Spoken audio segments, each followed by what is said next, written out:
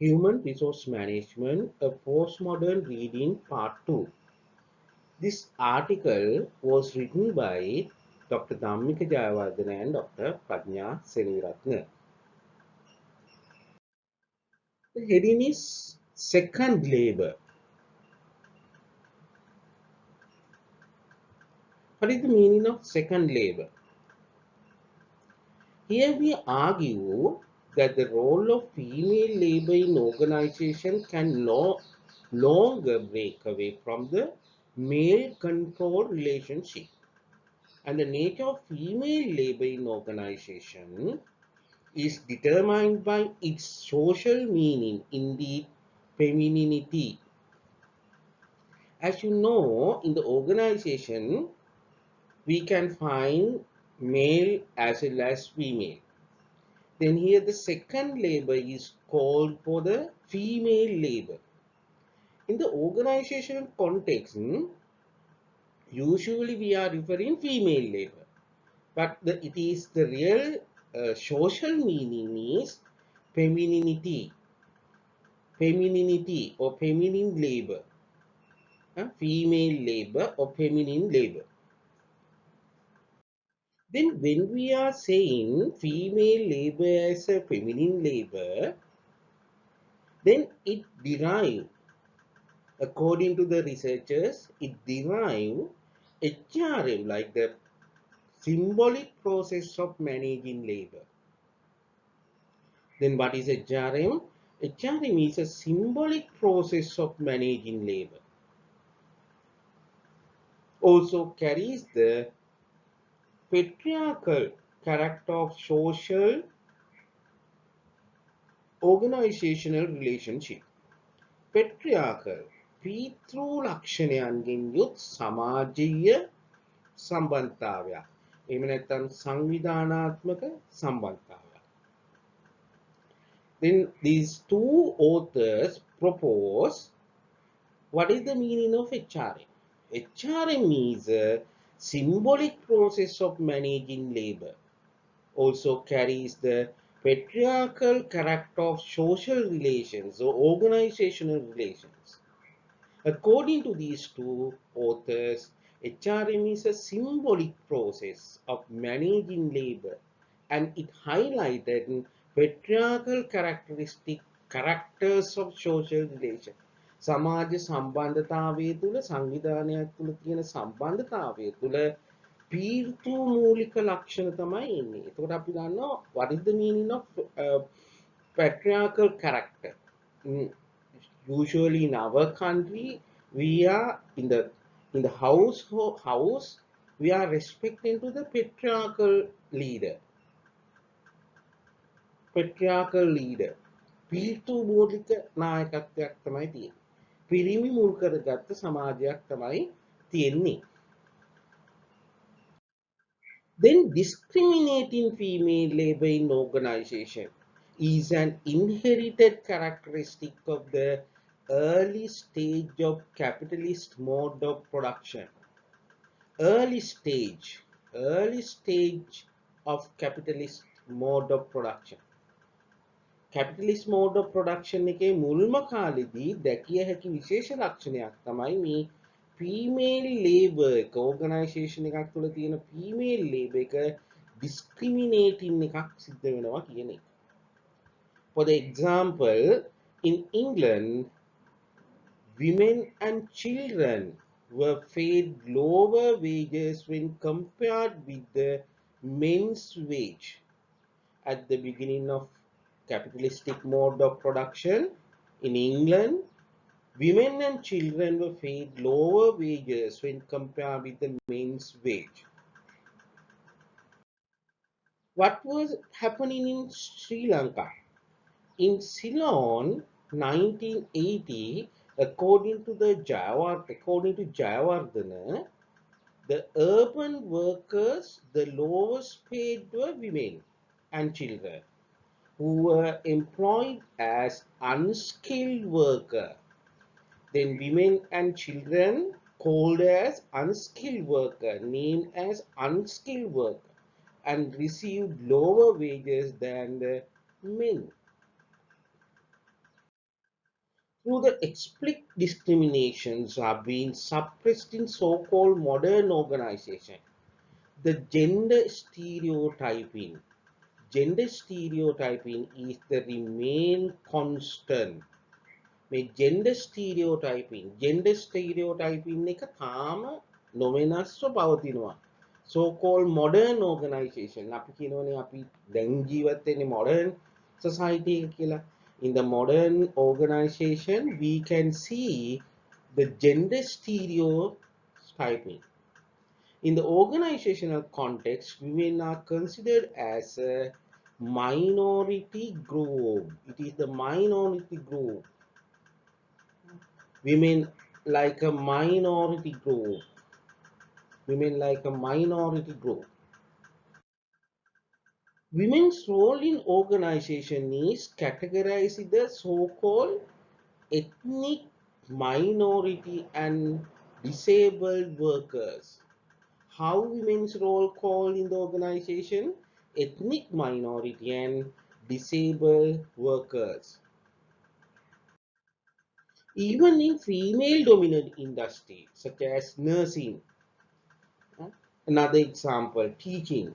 In here, the example is nursing. Nursing, which women account for around 90% of all qualified nurses. However, men hold disproportionately higher grade posts relative to their overall number. Then nursing is a female dominant industry. There are around 90% of workers are female. However, higher grade positions are held by not the female, by the male. By the male. That is the nature. That is the nature. They are massively overrepresented in lower grade. Women are in lower grades and massively underrepresented in senior grade. Females are not in a senior position. In comparison with the men, men are dominating people, dominating party. In Sri Lanka, as an example, garment industry, it has been feminized with 90% of its employee being young women workers. We have experienced more than 90% people are in the garment industry are female.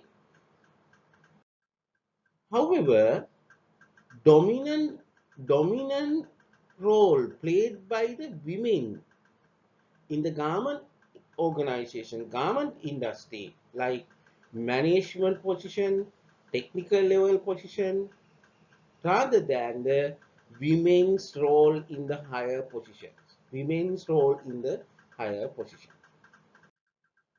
Then accordingly, men comprise nearly 74% of administrative staff in the garment industry. 74.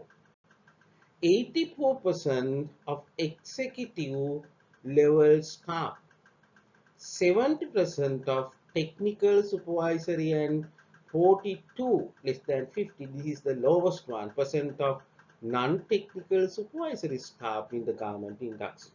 All those positions held by men. By men.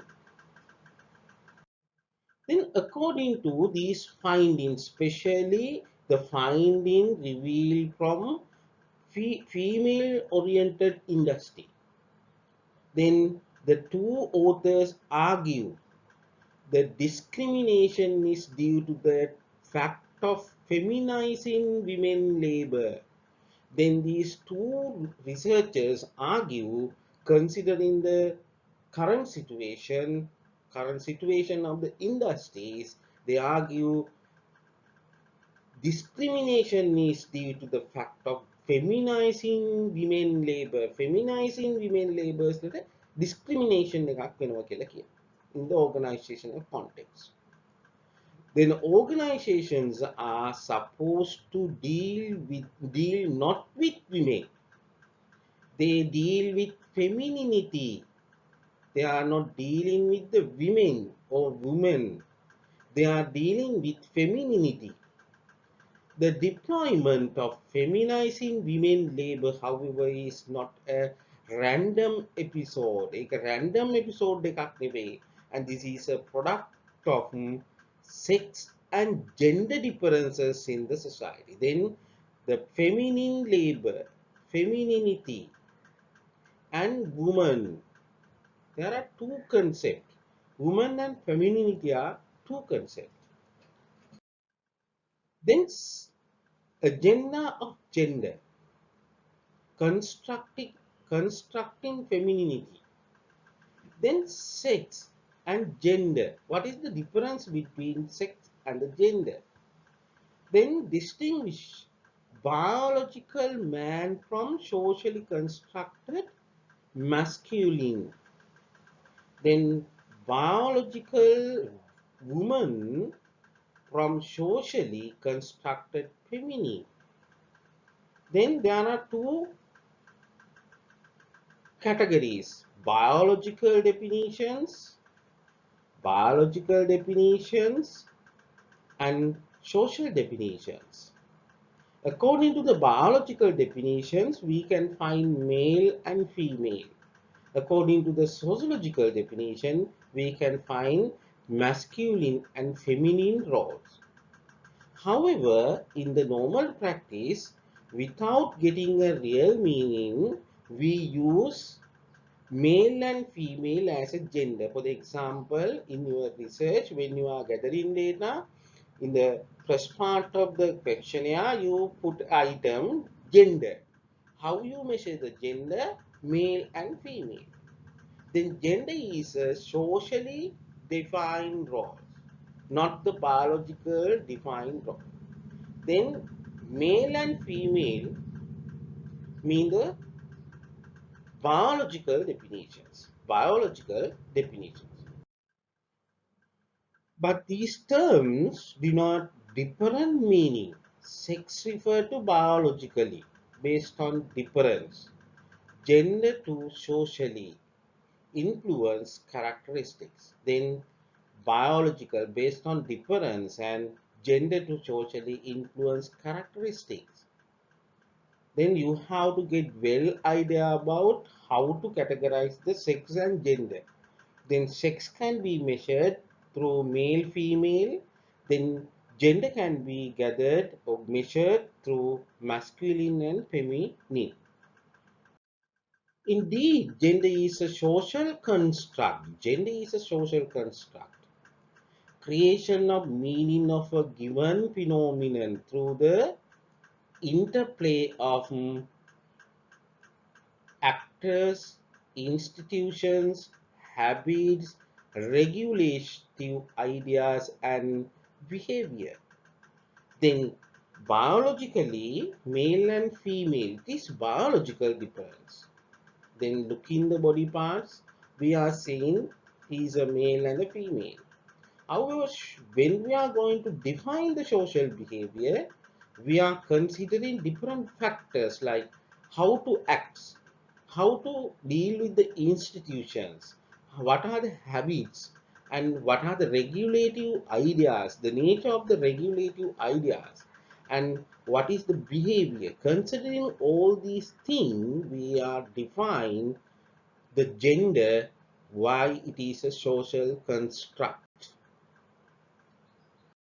To emphasize the gender difference in a socially, the term masculinity and femininity.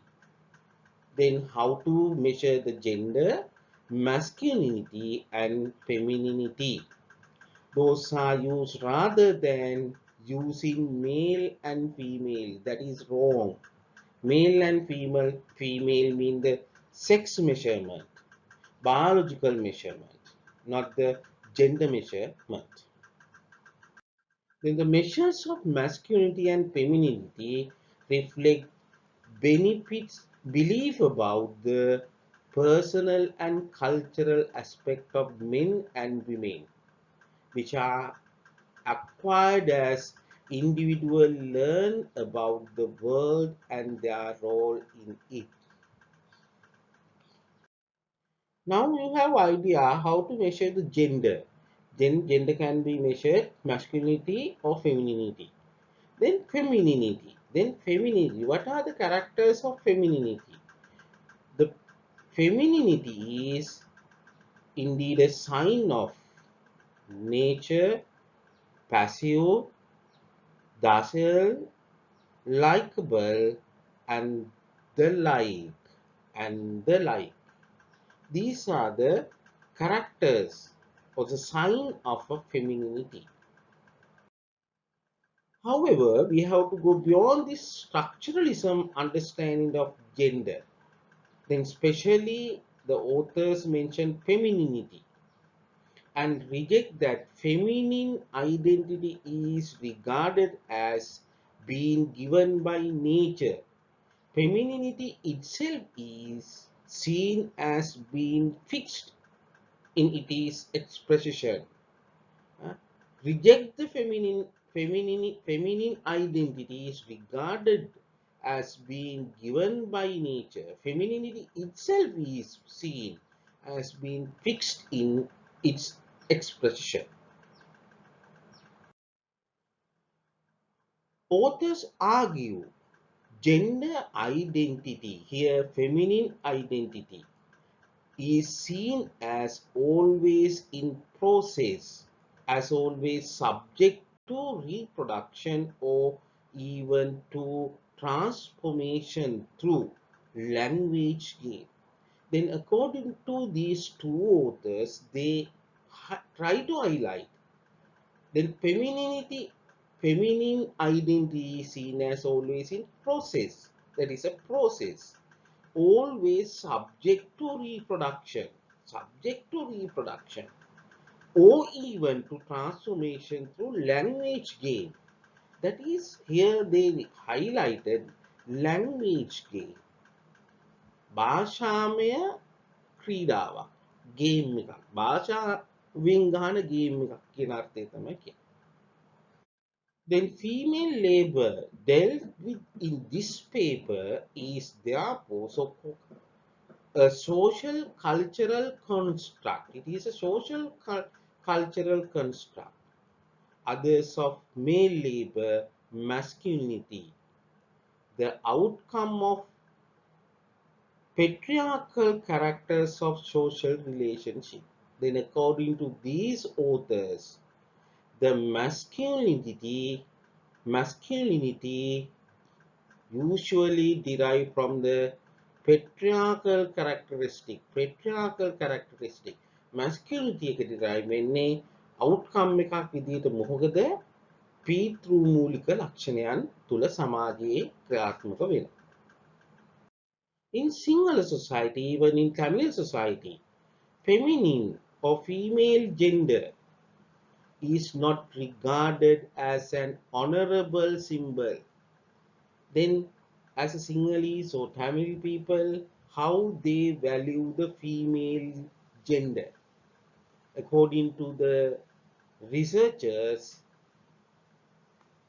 female gender not regarded, is not regarded, is not regarded as honorable symbol. Honorable symbol එකක් විදිහට අපි කාන්තාව ගණන් ගන්නේ නැහැ කියන එක තමයි කියන්නේ. It is indivisibly interlink the dominant discourses on women in the feudalistic society. Then, when we go to the feudalistic society, in the feudalistic society, there were no more honor or chance or position for the women.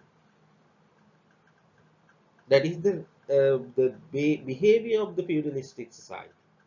And therefore, it indivisibly interlink the dominant discourse on women in the feudalistic society. For the example, predominant text in feudalistic society, for the example, Jataka stories, in Buddhist culture has had a clear deployment to support femininity as a dishonorable symbol. When you read the Jataka, there are many Jataka stories which lead to dishonor the female, not honor the female. Then Jataka has had a clear deployment to support femininity as a dishonorable symbol by creating masculinity is the preeminent entire in the feudalistic society. In the feudalistic society, the preeminent center was the masculinity, not the femininity. This deployment remained in a quite hidden manner even in modern text in primary education and university education. What was the argument built by these two authors? Argument when referring to the Jataka story, there are different Jataka illustrate the dishonors matter for the women. ජාතක කතා කියනකොට ජාතක කතාවල කාන්තාවෝ හැල්ලුවට ලක්වන තැන් තියෙනවා. මේ argument එකම මේ ඕතර්ස්ලා දෙන්න ගේනවා ඒ දැන් ජාතක කතා ලියන්නේ කිස්තු වර්ෂ 1300 විතර. ඒ කියන්නේ ෆියුඩලිස්ටික් සොසයිටි එකක් තුළ. දැන් අපි ජීවත් වෙන්නේ මොඩර්න් සොසයිටි එකක් තුළ. ටෙක්නිකලි ඩිවෙලොප් සොසයිටි එකක් තුළ. Modern era එකක් තුළ. We are saying the global like a village. However, these two authors argue when we are referring our primary education and university education document or teaching material, we can find some hidden manners. Hidden manners in even in modern text in the primary education and university education. Therefore, these two authors come to idea. In this context, authors argue that HRM, the symbolic process of managing labor in so-called modern organization, is firstly a victim of the agenda of gender of the society. Then it support the deployment. Then they argue, they build argument. Then HRM is the symbolic process of managing labor in so-called modern organization, is firstly a victim of the agenda of gender. Agenda of gender. Gender එකේ agenda එක of the society. සමාජය තුළ gender කියන එකට agenda එකක් තියෙනවා. න්‍යාය පත්‍රයක් තියෙනවා. කියන එක තමයි මේ කට්ටිය මේ argue කරන්නේ. Then it is new topic. Men's World 1. The power of managing labor. Men's world. Then the authors try to review the men's world. මිනිස්සුන්ගේ ලෝකය. In Marxist, classical form of primitive accumulation through female labor was invited to be employed in factories by putting the male labor into unemployment. It did not affect the control power of the labor. Control power of the labor. Then according to Marxism, classical form of primitive accumulation, the female labor was invited to be employed in factory by putting the male labor. මිනිස්සුන්ගේ ශ්‍රමය වෙනුවට තමයි කාන්තාවන්ගේ ශ්‍රමය replace කරන්නේ. එතකොට වෙන දේ තමයි කාන්තාව එම්ප්ලොයි වෙනවා, පිරිමි අන්එම්ප්ලොයි වෙනවා. ඒ වගේම කාන්තාවෝ රීප්ලේස් කරාම පිරිමි වෙනුවට එහෙම රීප්ලේස් කරා කියලා මෙතන කියනවා it did not affect the control power of the labor. ඒකෙන් මේ ශ්‍රමිකයෝ කළමනාකරණය කිරීමේ power එක controlling power එක වෙනස් වෙලා නැහැ. ඒකට බලපෑමක් වෙලා නැහැ කියලා. Then even in present context, so-called managing power in organization are being involved not by women but by men, disregarding the nature of the industry. Industry එක මොක වුණත් මොනම female oriented or male oriented වුණත් මේ හැම industry එකම මොනවාද managing power එක තියෙන්නේ පිරිමි ගාව ගැහැණු ගාව නෙවෙයි කියලා අගු කරනවා. Then these two authors argue, therefore, HRM is symbolic process of managing labor in so-called modern organization is being used to buttress the power of managing labor. Managing labor, power of managing labor එකේ foundation එක තමයි මේ HRM එකෙන් symbolic process එකක් කරා පෙන්නන්න කියලා කියනවා. The HRM, the symbolic process of managing labor in so-called modern organization. මේ feudalistic society එකේ නෙවෙයි වර්තමාන modern society එක තුලත් මේ HRM කියන එක is used to buttress foundation කියන එක buttress the power of managing labor මිනිස්සුන්ගේ ශ්‍රමිකයන් කළමනාකරණය කිරීමේ බලය පදනම් කරගෙන තමයි මේ HRM කියන එක define වෙන්නේ කියලා කියනවා. Since the Anglo-American theories, then Anglo-American theories mean intrinsic value of work of art they highlighted and focus attention on the individual work. Then these authors emphasize, since the Anglo-American theories, concept and practices is the domination of managing labor in Sri Lankan context, especially post-colonial context. මේ අධිරාජ්‍යවාදීන්ගේ කාලයෙන් පස්සේ post colonial context. Our rereading of HRM in Sri Lanka as a whole is the Anglo-American centric HRM. Then the authors put another topic from personal management to human resource management. Then as an undergraduate in HRM field, you have to get idea about personnel management and the difference between personal management and HRM.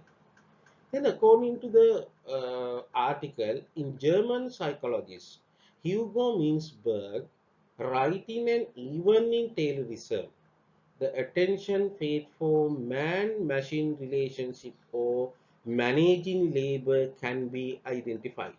Then Taylorism basically explain man-machine relationship or managing labor can be identified. But labor management or workforce management evolved. Evolved as the mean of impressive control with the dogmatic nature of Taylorism. It is a human management is evolving thing. Then how as the mean of impressive control with dogmative nation of Taylorism. Dogmative notion of Taylorism. In this context, for workers' compensation followed the title of a fair day's pay for fair day's work under the new evolutions. And there were generally little policies definition with regard to employ voice unless the workforce was unionized. Then little policy. Here, little policy definition with regard to employee voice unless the workforce was unionized. Unionized උනේ නැත්නම් සේවකයන්ගේ voice එකට ලොකු තැනක් දීලා නැහැ. ඉතින් unionized කියන එක ටිකක් වැදගත් වෙලා තියෙනවා. Then workforce management is not considered as a separate function. Then decisions concerning hiring and employment were made entirely by line management, with each supervisor or foreman hiring the managing his own workforce. However, pressures from shortage of labor market, and the need to increase production. There are two reasons: shortage in labor market and need to increase production led to the rise of the personnel industrial relation function in World War One. Then these two reasons, shortage in labor market and increase in production, then it lead to developing what? Personnel industrial relations functions. As early as in 1920, the business spokesman began to change the classical autocratic philosophy of management. Up to this time, they were used the philosophy like classical autocratic role. However, they began to challenge the classical autocratic philosophy of management after 1920. The employees was no longer pictured as merely an attachment to a machine, seeking only economic reward from his work. Then, before 1920, the businessman or the owner of the company pursued employee like a attachment to a machine. Machine එකක් වගේ කියන එක තමයි හිතන්නේ. නමුත් 1920 පස් කාලීනව අදහස මේ අදහස වෙනස් වෙන්න පටන්. Then personnel management emerged with centralized staffing matters such as hiring, selection, placement, promotion. Those are centralized under the separate functions. In the 1977, 95% US firm had a personal function. එතන අපි 77 වෙනකොට US වල සීන 95ක් ආයතන වලට personal function එකක් තිබිලා තියෙනවා. The function had to undertake new roles such as occupational safety and health and pension management, and had developed to deal with government regulations, manpower planning, training and development, and performance management. In the 1980s, the personnel management is renamed by emergence of HRM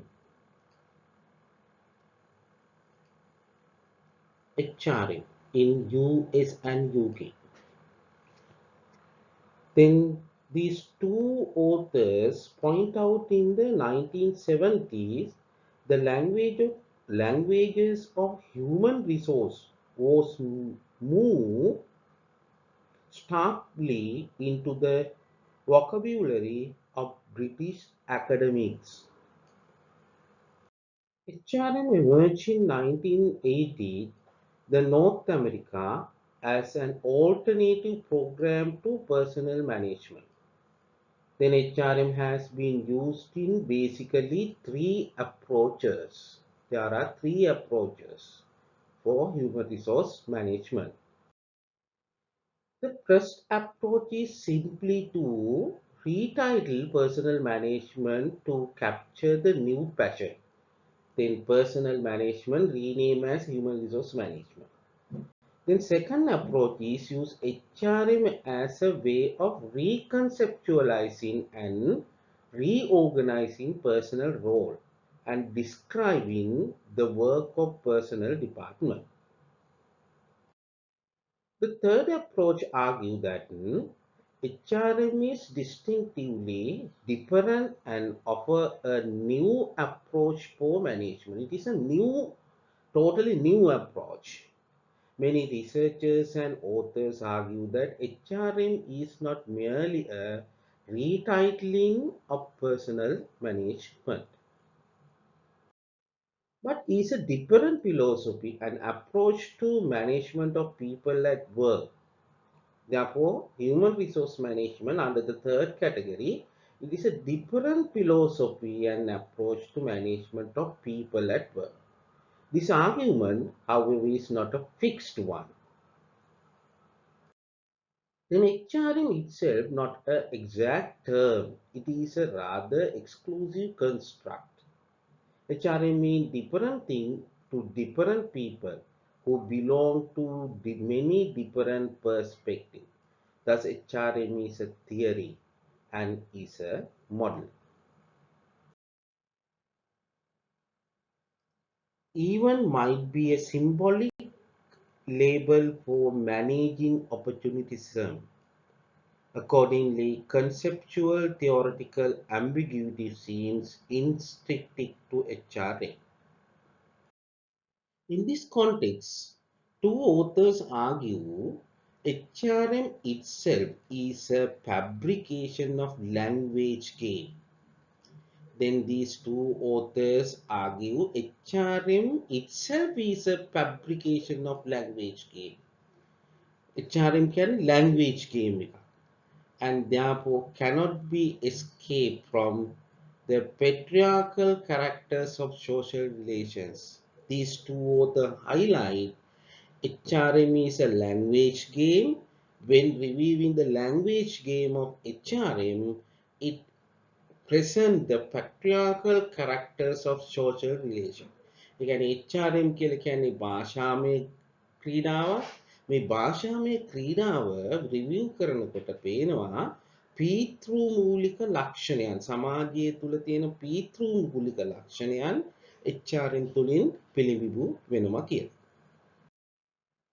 As legs argue, HRM might best be seen as macho management, dressed up as benevolent paternalism, Pitru-Mulikategi.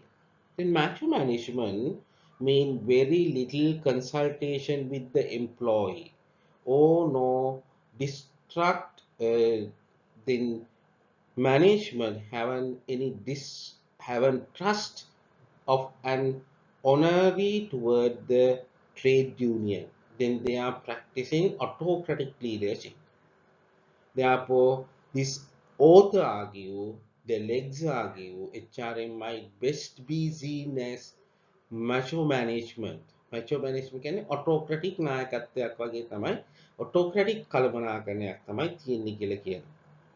And as a dress up ඇඳගෙන තියෙනවා as benevolent paternalism.